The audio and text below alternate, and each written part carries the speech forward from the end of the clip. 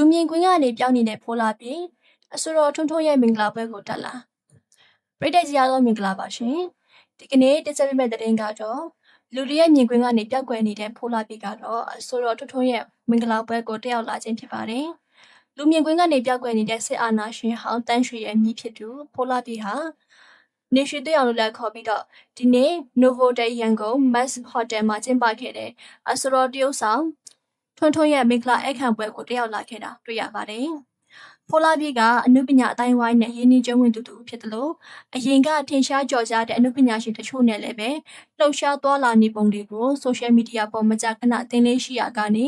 လက်တလောကုံရဲ့အပြင်ပွဲလန်းတပင်တွေမှာပါအတန်တိတ်နေခဲ့ပါတယ်။ဒီနေ့ကျင်းပခဲ့တဲ့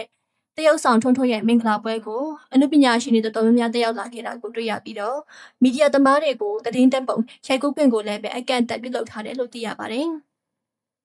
ဒါအပြင်အခြေအနေမျိုးမျိုးကြောင့်လောက်ဖက်ကိုပါဆယ်ပစ္စည်းတွေပေးတာတိခံဖို့ကိုလည်းပဲဖိတ်စာမှာရေးသားထားပါသေးတယ်။အာနာရှင်ဟောင်းတန်းရွှေရဲ့အချစ်ဆုံးမိဖြစ်သူလူသိများတဲ့ဖိုလာပီဟာဒေါက်တာနေစိုးမောင်နဲ့ဒေါ်ជីជីရွှေတို့ရဲ့သားဖြစ်ပါတယ်။သူ့ရဲ့ဖခင်ဖြစ်တဲ့ဒေါက်တာနေစိုးမောင်ဟာဆီယနာသိမ်းမှုကိုစန့်ကျင်တဲ့စာတွေစစ်တပ်ကိုအကြီးညိုပြတ်အောင်ရည်ရွယ်ပြီးတော့မှ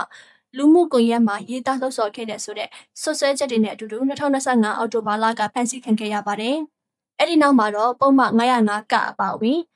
တရားစွဲဆိုမှုတွေနဲ့အတူတူထောင်ဒဏ်3နှစ်ချမှတ်ခံထားရတဲ့လက်ရှိအခြေအနေထိမှာရန်ကုန်အင်းစိန်ထောင်ထဲမှာတီးတန့်တိုက်မှာထားရှိရလို့သိရပါတယ်။ဖခင်ဖြစ်သူဖမ်းဆီးထောင်ချခံရပြီးတဲ့ကလူမြင်ကွင်းကနေလုံးဝပြောက်ကွယ်နေခဲ့တဲ့ဖိုလာပီဟာ